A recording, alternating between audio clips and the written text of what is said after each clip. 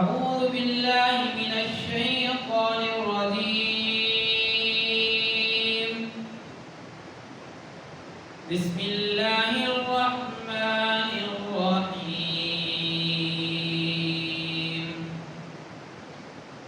إنا نحن نزلنا الذكر وإنا له لحافظون. وقال النبي صلى الله عليه وسلم: خيركم من تعلم القرآن وعلمه، أو كما قال عليه الصلاة والسلام. وقال في مقام آخر: أدبوا أولادكم فإنكم مسؤولون عنه. سبحان ربك رب العزة عما يصفون، وسلام على المرسلين والحمد لله رب العالمين. دنیا کے شاعروں کا دیوانہ پڑھ کے دیکھو، دنیا کے شاعروں کا دیوانہ پڑھ کے دیکھو، پھر اس کے بعد رب کا قرآن پڑھ کے دیکھو۔ آنکھیں بھی ہوں گی روشن، دل بھی بنے گا گلشن۔ آنکھیں بھی ہوں گی روشن، دل بھی بنے گا گلشن۔ تم صرف ایک سورہ رحمان پڑھ کے دیکھو۔ قرآن کیا ہے؟ رب کا بندوں کے نام خط ہے۔ قرآن کیا ہے؟ رب کا بندوں کے نام خط ہے۔ بندو تم اپنے رب کا فرمان پڑھ کے دیکھو۔ کیف و سرور لذت پاؤ نا تو تم کہنا، تجوید کے مطابق قرآن پڑھ کے دیکھو۔ دنیا کے شاعروں کا دیوانہ پڑھ کے دیکھو، پھر اس کے بعد رب کا قرآن پڑھ کے دیکھو۔ میرے نہایت واجب الاحترام دوستوں، بزرگوں، ہم تو ثنا کے بعد تمام سامعین حضور صلی اللہ علیہ وسلم کی شان رسالت کے لیے ایک مرتبہ آواز بلند درود پاک پڑھیں۔ اللہم صلی علی سیدنا مولانا محمد وعلی آل سیدنا و مولانا محمد وبارک وسلم۔ اللہم صلی علی محمد فی اول کلامنا، اللہم صلی علی محمد فی اوسط کلامنا، اللہم صلی علی محمد فی آخر کلامنا۔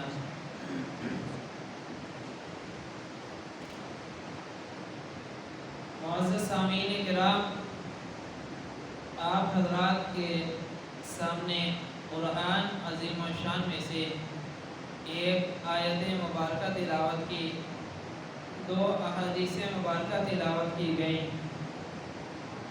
میں اللہ رب العزت سے دعا کرتا ہوں کہ اللہ رب العزت قرآن اور حدیث مبارکہ کے مطابق جو پڑھا گیا اسی کے مطابق مجھے بات کرنے کی توفیق عطا فرمائے۔ بات حقیقت میں وہی ہوتی ہے جو قرآن اور حدیث مبارکہ کی روشنی میں کی جائے، ورنہ ادھر ادھر کے قصے اور کہانیاں تو سبھی سنا ہی دیتے ہیں، چاہے وہ عالم ہے، چاہے وہ جاہل تو نہیں کہوں گا، چاہے کوئی ان پڑھ ہے، ادھر ادھر کے قصے اور کہانیاں تو ہر بندہ سنا دیتا ہے۔ بات حقیقت میں وہی ہوتی ہے جو قرآن اور حدیث کی روشنی میں کی جائے۔ معزز سامعین کرام، اللہ رب العزت نے ارشاد فرمایا: اِنَّا نَحْنُ نَزَّلْنَا الذِّكْرَ وَإِنَّا لَهُ لَحَافِظُونَ۔ بے شک اس قرآن عظیم و شان کو ہم نے نازل کیا، اور اس قرآن عظیم و شان کو، اس کی حفاظت کا ذمہ میں نے خود لیا ہے۔ اس قرآن عظیم و شان کی حفاظت بھی میرے اور آپ کے رب نے کرنی ہے۔ اگر میں کہوں کہ اس قرآن عظیم و شان کی حفاظت میں کروں گا یا میں کر رہا ہوں، تو حقیقت میں اتنی بابرکت، اتنی بلند عظیم و شان کتاب ہے کہ اس کی حفاظت ہم نہیں کر سکتے۔ اس کی حفاظت کا ذمہ خود اللہ تبارک و تعالیٰ نے لے لیا۔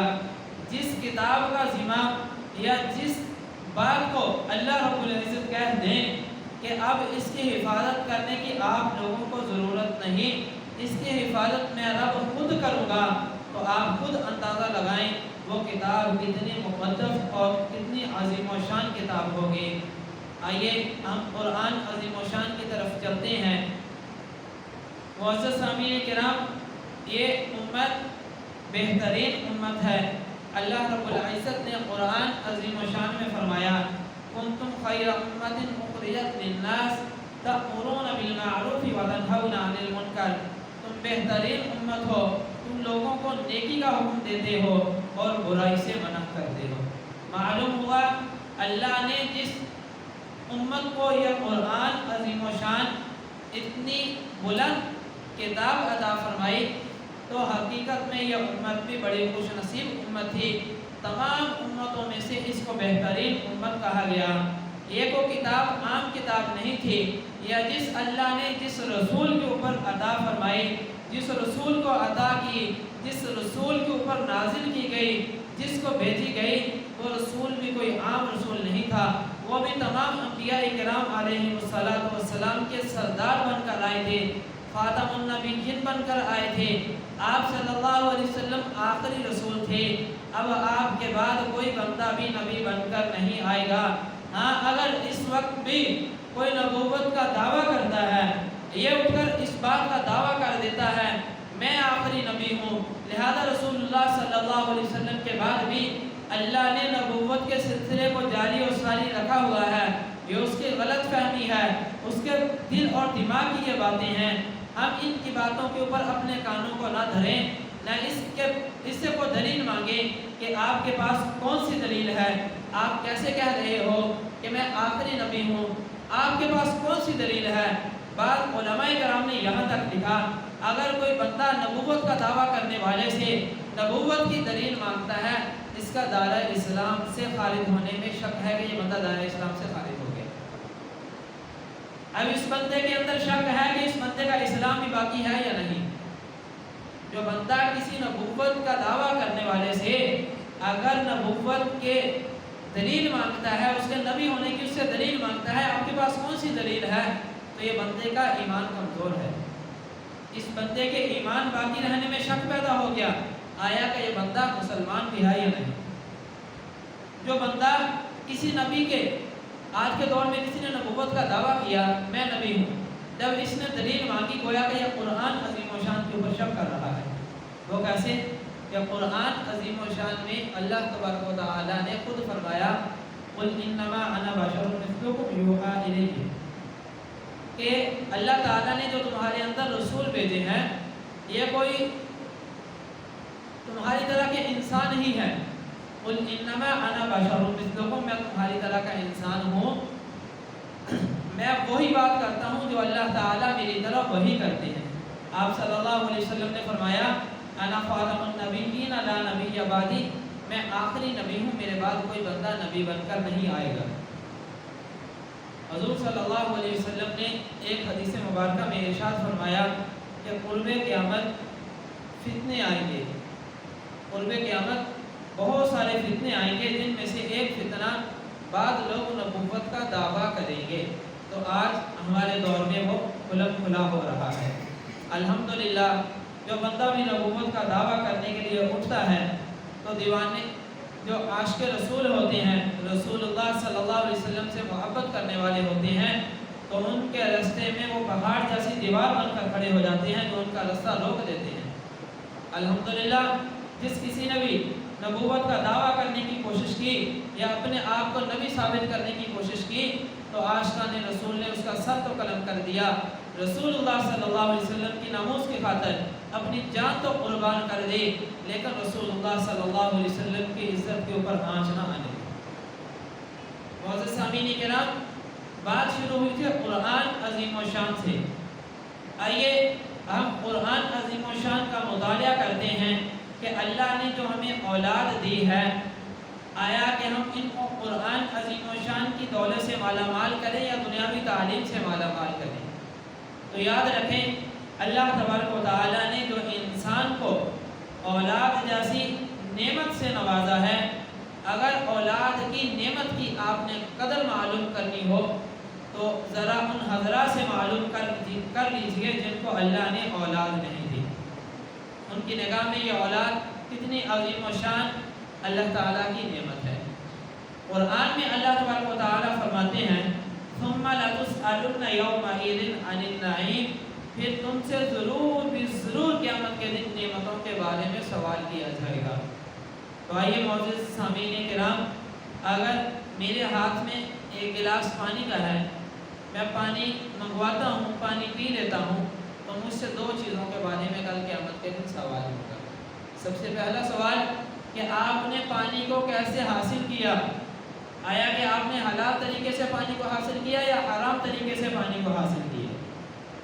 دوسری بات، مجھ سے پوچھا جائے گا آپ نے پانی حاصل کر لیا، اللہ نے آپ کو پانی جیسی نعمت عطا کر دی، اب آپ نے اس کا استعمال کیسے کیا ہے؟ آیا کہ آپ نے اس کا استعمال صحیح طریقے سے کیا یا صحیح طریقے سے نہیں کیا؟ اگر پانی جیسی نعمت کے بارے میں کل قیامت کے دن مجھ سے سوال ہوگا تو پھر آپ خود اندازہ لگا لیں، یہ ہنستے مسکراتے یہ نوجوان بچے، یہ پھولوں جیسے بچے، یہ کمپیوٹر جیسے ذہین فتین جن کو اللہ نے ذہانت اور فطانت عطا کی ہے، یہ خوبصورت نوجوان بچے، تو پھر ان کے بارے میں کل قیامت کے دن والدین سے کیوں پوچھ نہ ہوگی؟ تو آئیے معزز سامعین کرام، آج ہر بندہ ایک اشکال کرتا ہے، کسی سے پوچھا جائے کہ آپ کا بیٹا خراب ہے، آپ کا بچہ بگڑ گیا ہے، تو اکثر طور میں ہمیں بتانے میں یہی بتایا جاتا ہے کہ معاشرے نے ہمارے نوجوان بچے کو خراب کر دیا۔ حقیقت میں ایسا ہے نا؟ حقیقت میں یہی کہا جاتا ہے کہ معاشرہ ٹھیک نہیں ہے، یہ کہا جاتا ہے دنیا کا ماحول ٹھیک نہیں ہے، یا کوئی زیادہ ہی کرے گا، کہے گا کہ اس کے دوستوں نے اس کو خراب کر دیا، یہ اپنے ماموں کے پاس رہتا تھا، ماموں نے خراب کر دیا، عزیز و اقارب نے خراب کر دیا۔ آئیے ہم حدیث مبارکہ سے پوچھتے ہیں، حقیقت میں جو ہمارے نوجوان بچوں کے بگاڑ کا سبب بنا تو کون بنا؟ کل قیامت کے دن کس سے پوچھا جائے گا نوجوان بچوں کے بارے میں؟ جو نوجوان بچوں کی صحیح معنوں میں تربیت نہیں ہوئی، کل قیامت کے دن کس سے پوچھا جائے گا؟ آئیے ہم ذرا حدیث مبارکہ کا سہارا لیتے ہیں، قرآن عظیم و شان کے بعد حدیث مبارکہ کی طرف رجوع کرتے ہیں۔ حدیث مبارکہ سے ہم نے پوچھا، اے اللہ کے پیارے نبی، آج معاشرے کا ہر فرد اس بات کا اشکال کر رہا ہے، اس بات کا اعتراض کر رہا ہے، اس بات کو اشکال کے طور پہ بیان کر رہا ہے، میرے بچے کو معاشرے نے خراب کر دیا، میرے بچے کو دوستوں نے خراب کر دیا، میرے بچے کو اگر خراب کیا ہے اس کے دوستوں کی محفل نے خراب کر دیا، اگر میرے بچے کو خراب کیا تو دنیا دار لوگوں نے خراب کر دیا۔ آئیے ذرا ہم حدیث مبارکہ کا سہارا لے کر حدیث مبارکہ سے پوچھتے ہیں۔ جناب رسول اللہ صلی اللہ علیہ وسلم نے فرمایا، کل مولود یولد علی الفطرہ فابواہ یحودانہ او ینصرانہ او یمجسانہ۔ کل مولود یولد علی الفطرہ، یہ ہر پیدا ہونے والا بچہ فطرت اسلام کے اوپر پیدا ہوتا ہے، جبلی طور پہ فطری طور پہ اللہ تعالیٰ نے پیدا ہونے والے بچے کے دل کے اندر دین کو غالب رکھا ہوتا ہے۔ تو پھر ہم اشکال ہوتا ہے جب اللہ تعالیٰ نے اس پیدا ہونے والے بچے میں جبلی طور پہ فطری طور پہ اگر اللہ تبارک و تعالیٰ نے دین کو غالب رکھا ہوتا ہے تو یہ پھر بچہ نوجوان بچہ بگڑ کیسے جاتا ہے، یہ معاشرے کا برا فرد کیسے بن جاتا ہے؟ تو آئیے ذرا ہم حدیث مبارکہ سے آگے پوچھتے ہیں، اس کو خراب کرنے میں بگاڑ کرنے میں کس کا ہاتھ ہوتا ہے، کس کا کردار ہوتا ہے؟ حدیث مبارکہ ہمیں یہ بتا رہی ہے، فَأَبَوَاهُ يُحَوِّدَانِهِ، اس کے والدین اس نوجوان بچے کو یا تو یہودی بنا دیتے ہیں، او یُنَصِّرَانِهِ، یا اس کو نصرانی بنا دیتے ہیں، او یُمَجِّسَانِهِ، یا اس کو مجوسی بنا دیتے ہیں۔ آئیے ہم اس کی وضاحت میں چلتے ہیں کہ والدین آخر بچے کو یہودی کیسے بناتے ہیں؟ کسی کے باپ کی یہ تمنا نہیں ہوتی کہ میرا بیٹا یہودی بن جائے، کسی باپ کی یہ خواہش نہیں ہوتی میرا بیٹا نصرانی بن جائے، کسی باپ کی یہ آرزو نہیں ہوتی میرا بیٹا مجوسی بن جائے۔ پھر نصرانی، یہودی، مجوسی اگر بنتا ہے تو کیسے بنتا ہے؟ تو معزز سامعین کرام، اگر وہ مسلمانوں کے گھر میں پیدا ہونے والا بچہ تو وہ بھی فطرت دین کے اوپر پیدا ہوتا ہے، اگر کسی کافر کے گھر میں پیدا ہونے والا بچہ ہے تو وہ بھی دین کی فطرت کے اوپر پیدا ہوتا ہے۔ اب جب جیسا گھر کا ماحول ہوگا تو ویسا ہی بچہ بنتا چلا جائے گا۔ ہاں، پھر دوبارہ اشکال ہوتا ہے، یہ معاشرے نے خراب کر دیا، ہم تو تربیت کر رہے تھے، معاشرے نے خراب کر دیا، اس کے دوستوں نے خراب کر دیا، عزیز و اقارب نے خراب کر دیا۔ بھائی اگر اللہ نے آپ کو یہ عظیم و شان پھولوں جیسے ہنستے مسکراتے نوجوانوں کی جیسی نعمت اللہ نے اگر آپ کو دی تھی تو برے معاشرے سے، برے ماحول سے بچانا بھی تو آپ کا حق بنتا تھا، آپ کا فرض بنتا تھا۔ جیسے آپ کا یہ فرض ہے آپ اپنی اولاد کو کما کر لائیں، اپنی اولاد کو تعلیم دلوائیں، اپنی اولاد کے پیٹ کا خیال کریں، اپنی اولاد کے رزق کا خیال کرنا جیسے والدین کی ذمہ داری ہے، ساتھ میں والدین کی ذمہ داری یہ بھی بنتی ہے کہ اپنی اولاد کی صحیح معنوں میں تربیت کریں۔ جب اپنی اولاد کی صحیح معنوں میں تربیت نہیں کرتے، یا تو کوئی یہودی بن جاتا ہے، یا نصرانی بن جاتا ہے، یا مجوسی بن جاتا ہے، یا کوئی بدبخت اٹھ کے ناموس رسالت کے اوپر ڈاکہ ڈالنے کی کوشش کرتا ہے۔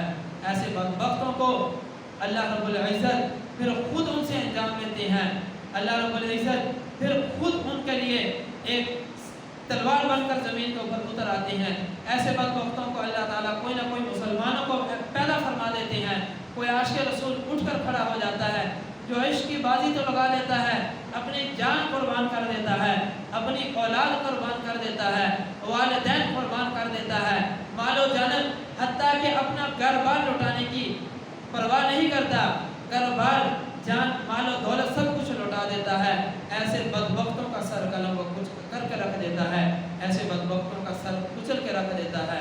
اللہ تعالیٰ نے قیامت کی صبح تک اپنے رسول کی ناموس کے لیے، عزت کے لیے ایسے نوجوان بہادروں کو پیدا کرنا ہے کہ جو رسول اللہ صلی اللہ علیہ وسلم کی ناموس کی خاطر اپنی جان تو قربان کریں گے، لیکن رسول اللہ صلی اللہ علیہ وسلم کی عزت کے اوپر آنچ نہیں آنے دیں گے۔ معزز سامعین کرام، اگر ہم چاہتے ہیں ہمارے نوجوان معاشرے کی، ہمارے نوجوان بچوں کی صحیح معنوں میں تربیت ہو جائے، یہ معاشرے کا ایک اچھا اور صحیح فرد بن کر زندگی گزاریں، تو ہمیں اپنے نوجوان بچوں کی، نوجوان نسل کی صحیح معنوں میں تربیت کرنی ہوگی۔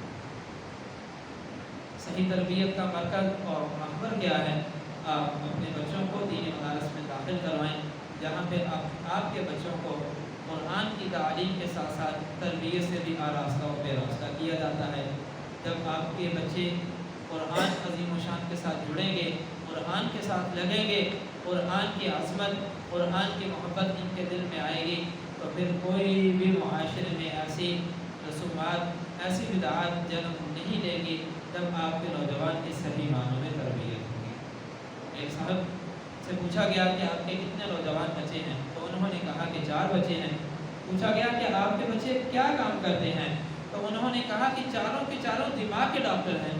پوچھنے والا بڑا حیران ہوا کہ آپ کے 4 بچے ماشاءاللہ چاروں کے چاروں دماغ کے ڈاکٹر ہیں، پھر تو آپ کے نوجوان بچے کوئی سرکاری ہاسپٹل میں ہوگا، یا آپ کے نوجوان بچوں نے چاروں نے مل کر اپنا کوئی ہاسپٹل بنایا ہوگا۔ تو انہوں نے کہا کہ ایسا نہیں ہے۔ تو کہا کہ میں حیران ہوں، آپ نے تو کہا کہ میرے 4 نوجوان بچے ہیں، چاروں کے چاروں دماغ کے ڈاکٹر ہیں، تو کوئی بھی ڈاکٹری کے شعبے میں نہیں لگا ہوگا۔ تو انہوں نے کہا حقیقت میں بات یہ ہے کہ میں نے اپنے بچوں کو تعلیم دلوائی ہے، بچوں کی صحیح معنوں میں تربیت نہیں کر سکتا۔ تربیت نہ کرنے کا نقصان یہ ہوا، اب جب میں اپنے بچے کو کسی کو تھوڑا سا ڈانٹتا ہوں تو کوئی میرا بچہ تو مجھ کے اٹھ کر کھڑا ہو کر یہ کہنے لگ جاتا ہے کہ اور بجان تیرا دماغ خراب ہے۔ ایک بچہ مجھ سے اٹھ کر کہنے لگا تیرے دماغ کا علاج میں کروں گا۔ گویا کہ یہ سارے کے سارے دماغ کے ڈاکٹر ہیں۔ کوئی تو مجھے بتا رہے تیرے دماغ کا مسئلہ ہے، تیرا دماغ ٹھیک نہیں ہے، کوئی مجھے یہ اٹھ کر کہہ رہا ہے تیرا دماغ ٹھیک کروں گا تو میں کروں گا۔ تو معلوم ہوا کہ یہ میرے چاروں کے چاروں بچے دماغ کے ڈاکٹر ہیں۔ اگر ہم صحیح معنوں میں اپنے بچوں کی تربیت نہیں کریں گے تو ہماری نوجوان نسل हमारे ही बच्चे हमें उठकर यही इस तरह के अल्फाजों से पुकारेंगे कि तेरे दिमाग का इलाज मैं करूँगा, तेरा दिमाग ठीक नहीं है। मोअज़्ज़ज़ सामीन किराम, नौजवान नस्ल की सही मानों में तरबियत करने की बहुत अशद ज़रूरत है। हम जिस इदारे में भी जाते हैं, जहाँ भी जाते हैं, चाहे वो दुनियावी इदारा हो चाहे दीनी इदारा हो, तो हमारा तो सिर्फ़ और सिर्फ मकसद और एक दिल की तमन्ना आरज़ू यही होती है, हम जहाँ भी जाते हैं तो वहाँ पे जब भी बात करने का मौका मिलता है तो तरबियत के हवाले से ही बात होती है कि आइए हम अपनी नौजवान नस्ल की सही मानों में तरबियत कैसे कर सकते। जिस इदारे में जाते हैं तो सबसे पहले उनका सवाल ये होता है कि अगर आप तरबियत के मौजू के ऊपर गुफ्तगू करना चाहते हैं, तरबियत के हवाले से हमें ट्रेनिंग देना चाहते हैं, तो आपकी फ़ीस और मुआवजा क्या होगा? आपकी फ़ीस और मुआवजा क्या होगा? तो आगे से बता दिया जाता है कि हमारी कोई फ़ीस और कोई मुआवजा नहीं है।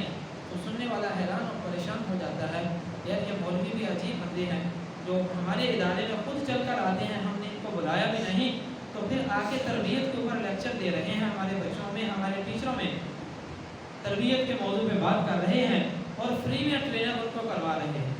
तो मोअज़्ज़ज़ सामीन किराम, ये दीनी इदारे, ये दीनी शोबाजात जहाँ भी कायम और दायम हैं, ये हकीकी मानों में आपके नौजवान बच्चों की तालीम के लिए भी दिन रात फ़िक्रमंद रहते हैं, दिन रात आपके बच्चों के लिए, तरबियत के लिए, तालीम के लिए फ़िक्रमंद रहते हैं। अगर आप चाहते हैं आपके बच्चों की सही मानों में तरबियत हो जाए, आपके बच्चे तालीम से आरास्ता पे रास्ता हो जाए, तो आपके बच्चों को यहाँ पे फ्री तालीम दी जाती है। अगर आपने अपने बच्चों की सही मानों में तरबियत करनी है तो आप अपने बच्चों को दीनी मराकिज़ का रुख करवाएँ। आज हम अपने नौजवान नस्लों को लाखों रुपए लगा कर PhD तो करवा लेते हैं, लेकिन हमारे बच्चे की अखलाकियात इतनी गई गुजरी होती हैं तो उस बेचारे को बात करने की तमीज़ का ही पता नहीं होता कि हमने बड़ों के साथ बात करनी है तो कैसे करनी है, बड़ों के साथ बोलना है तो कैसे बोलना है। तो मालूम हुआ हमने लाखों रुपए लगाकर अपने बच्चे को PhD तो करवा ली, अपने बच्चे की सही मानों में तरबियत ना कर सके। तो मुअज़्ज़ज़ सामीन किराम, अपने बच्चों की जहाँ हम दुनियावी तालीम के लिए फ़िक्रमंद हैं, वहाँ साथ साथ में दीनी तालीम के लिए भी फ़िक्रमंद हो। बच्चों की दीनी तालीम के साथ साथ तरबियत के लिए भी हमें फ़िक्रमंद होना चाहिए। बच्चों की दीनी तरबियत के लिए हमें 24 घंटे सोचना चाहिए कि आया कि हमारा जो नौजवान बच्चा कहाँ जा रहा है, इसकी तरबियत कैसे हो रही है। तो मुअज़्ज़ज़ सामीन किराम, हुज़ूर सल्लल्लाहु अलैहि वसल्लम ने फरमाया, अद्दिबू औलादकुम फ़इन्नकुम मस्ऊलून अन्हुम, तुम अपनी औलाद की सही मानों में तरबियत करो, कल क़यामत के दिन औलाद की तरबियत के बारे में तुमसे सवाल होगा। जहाँ पे ये औलाद आपकी नेक नामी का सबब बनेगी, दुनिया में अगर आपने अच्छी तरबियत की होगी अपनी नौजवान नस्ल की, तो कल क़यामत के दिन वालिदैन का सर ये फ़ख्र से बुलंद करेंगे। आज अगर आपका एक नौजवान बच्चा भी हाफ़िज़ कुरान है तो जहाँ पे कल इसकी बख्शिश होनी है, अल्लाह रब्बुल इज़्ज़त इस नौजवान हाफ़िज़ कुरान को ये इरशाद फरमाएंगे या कहेंगे कि आप जिस चीज़ को जन्नत में लेके जाना चाहते हैं उनकी सिफारिश आप करें, मैं आपकी सिफारिश कबूल करता हूँ। लिहाजा नौजवान जिनकी सिफारिश करेगा, अल्लाह रब्बुल इज़्ज़त उन नौजवान की सिफारिश के ऊपर उस लोगों को जहन्नम से छुटकारा नसीब फरमाकर अल्लाह ताला जन्नत में दाखिल फरमा देंगे। आज उमूमी सा इश्काल होता है कि अगर हम अपने बच्चे को हाफ़िज़ कुरान बनाएंगे तो हमारा बच्चा खाएगा कहाँ से, ये अमूमी तौर पे सवाल होता है। मौलवी बनाएंगे तो खाएगा कहाँ से? जब वो मौलवी बन जाता है तो अल्लाह ताला इतनी अजीम तर नेमतों से उस नौजवान को नवाजते हैं, इतनी ज़्यादा नेमतें देते हैं, तो फिर हमारा इश्काल फिर उनके ऊपर होता है, ये मौलवी बन गया है तो खाते बहुत ज़्यादा हैं, ये मौलवी खाते बहुत ज़्यादा हैं। भाई अल्लाह ताला इनको अपनी नेमतों से नवाजते हैं। ज़रा आइए आप अपने बच्चे को कुरान अज़ीम व शान के साथ नथी तो करें, कुरान की दौलत से अपने बच्चे को मालामाल तो करें। कल क़यामत का दिन होगा, आपने अपने बच्चे को हाफ़िज़ कुरान बनाया होगा, जिन वालिदैन ने अपने बच्चों को हाफ़िज़ कुरान बनाया होगा, कल क़यामत के दिन अल्लाह ताला वालिदैन को ऐसा ताज पहनाएंगे, ऐसा ताज पहनाएंगे कि जिसकी रोशनी 14वीं रात के चाँद से भी ज़्यादा होगी। तो फिर पूछा जाएगा ये कौन लोग हैं? آیا انبیاء کرام ہیں یا شہداء کرام ہیں یا اولیاء کرام ہیں؟ تو پوچھنے پہ بتایا جائے گا نہ یہ انبیاء کرام ہیں، نہ اولیاء ہیں، نہ صالحین ہیں، نہ شہداء ہیں، بلکہ یہ حافظ قرآن کے والدین ہیں۔ تو پھر اس دن ہر والدین یہی خواہش کرے گا کاش میں دنیا میں اپنے نوجوان بچے کو حافظ قرآن بنا لیتا، سالوں کو نہ صحیح تو کم از کم ایک کو تو بنا لیتا، آج یہ تاج مجھے بھی نصیب ہو جاتا۔ جو ہم نے کل قیامت کے دن میدان حشر میں جا کر خواہش کرنی ہے، کاش آج ہی ہم وہ خواہش کریں کہ اپنے بچے کو دینی تعلیم سے آراستہ و پیراستہ کریں۔ جب ہم دینی تعلیم سے آراستہ و پیراستہ کریں گے تو یہی نوجوان کل معاشرے کا ایک اچھا فرد بن کر نکلیں گے، نوجوان معاشرے کی تربیت کے لیے یہ کارآمد ثابت ہوں گے، کل والدین کے لیے سر فخر سے بلند کریں گے۔ تو معزز سامعین کرام، جب ہم اپنی نوجوان نسل کی صحیح معنوں میں تربیت کریں گے تو یہ ہماری نوجوان نسل حضور صلی اللہ علیہ وسلم کی عزت کے اوپر اگر کوئی بھی بات بولے گا یہ بالکل برداشت نہیں کریں گے۔ آج آپ لوگوں کو پتہ ہے ایک فتنہ اٹھا ہوا ہے، قادیانی فتنہ، جو حضور صلی اللہ علیہ وسلم کی ناموس کے اوپر دن رات ڈاکہ ڈالنے کی کوشش کر رہا ہے۔ الحمدللہ اللہ تعالیٰ نے علماء کرام سے وہ کام لیا جو صدیوں پہلے علماء سے کام لیا گیا تھا۔ اللہ تعالیٰ نے ان کا راستہ بند کرنے کے لیے یہ دیکھیں، یاد رکھیں اس بات کو، یہ جب بھی ناموس رسالت پہ حرف آیا، جب بھی ناموس رسالت کے اوپر بات آئی، یہ صرف اور صرف مولویوں کا کام نہیں ہے، علماء کا کام نہیں ہے، بلکہ ہم سب کا حق بنتا ہے۔ حق نہیں، میں یہاں تک کہوں گا فرض بنتا ہے، کھانے سے زیادہ فرض یہ ہے کہ آپ رسول اللہ صلی اللہ علیہ وسلم کی عزت و ناموس کے لیے اگر مال قربان کرنا پڑے مال قربان کر دیں، جان قربان کرنی پڑے جان قربان کر دیں۔ حضور صلی اللہ علیہ وسلم کی عزت و ناموس کے اوپر جب بھی کوئی آنچ آنے لگے، آپ اپنے گھر بار کو چھوڑ کر حضور صلی اللہ علیہ وسلم کی عزت و ناموس کی چوکیداری کرنے کے لیے، پہرا دینے کے لیے آپ کو جہاں بلایا جائے، جہاں علماء کرام اعلان کریں، آپ وہاں حاضر ہو جائیں، اپنے بچوں کی پرواہ نہ کریں۔ اس کا اجر اور اس کا صلہ جب کل قیامت کے دن حضور صلی اللہ علیہ وسلم کی آپ کو شفاعت نصیب ہوگی، حوض کوثر پہ جام ملے گا، تو پھر آپ لوگوں کو قدر اور قیمت معلوم ہوگی۔ کاش میں اس راستے میں اپنے نوجوان بچوں کو قربان کر دیتا، مزید اس سے مجھے اونچا مقام مل جاتا۔ معزز سامعین کرام، دن رات حضور صلی اللہ علیہ وسلم کی عزت و ناموس پہ ڈاکہ ڈالا جا رہا ہے۔ اگر ہم چاہیں کہ حضور صلی اللہ علیہ وسلم کی ناموس پہ ڈاکہ ڈالنے والوں کا راستہ بند کیا جائے تو ہم سب کو نکلنا ہوگا، ہم سب کو نکلنا ہوگا۔ حضور صلی اللہ علیہ وسلم کی عزت و ناموس پہ چوکی داری کرنی ہوگی، پہرے داری کرنی ہوگی۔ جب ہم پہرے دار بن کر چوکی دار بن کر نکلیں گے تو کسی بدبخت کی اتنی ضرورت نہیں ہوگی کہ وہ حضور صلی اللہ علیہ وسلم کی عزت و ناموس کے اوپر آ کر ڈاکہ ڈالے۔ آئے روز کوئی نہ کوئی فتنہ کھڑا ہوتا ہے، آئے روز کوئی نہ کوئی فتنہ کھڑا ہوتا ہے جو حضور صلی اللہ علیہ وسلم کی عزت و ناموس پہ ڈاکہ ڈالنے کی کوشش کر رہا ہوتا ہے۔ وہ حقیقت میں مسلمانوں کے ایمانوں کو جھنجھوڑ رہے ہوتے ہیں۔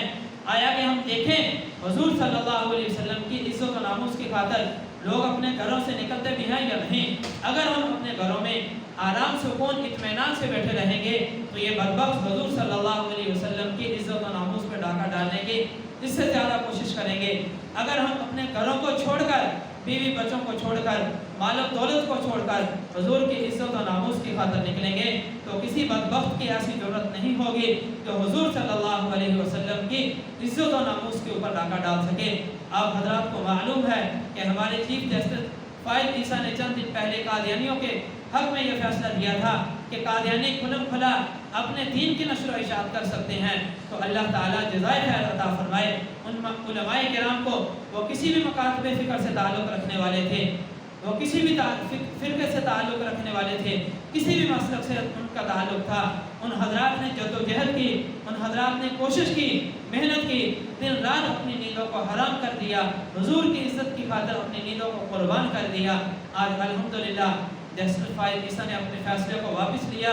قربان جاؤں ان علماء کرام کے اوپر جو اپنی پوری زندگی اپنی ذات کے لیے تو کبھی بھی سپریم کورٹ کے اندر داخل نہیں ہوئے تھے، اگر اپنی 72 سالہ زندگی کو پیچھے دیکھ لیں تو آج تک کبھی کسی عدالت کے دروازے پہ نہیں گئے، کبھی سپریم کورٹ کے رسٹم کے نہیں گئے، اگر وہ گئے ہیں تو حضور صلی اللہ علیہ وسلم کی عزت و ناموس کی خاطر گئے ہیں۔ تو معلوم ہوا عزت و ناموس کا، حضور صلی اللہ علیہ وسلم کی عزت و ناموس کا جو مسئلہ ہے یہ کوئی معمولی مسئلہ نہیں ہے، یہ بہت اہم مسئلہ ہے۔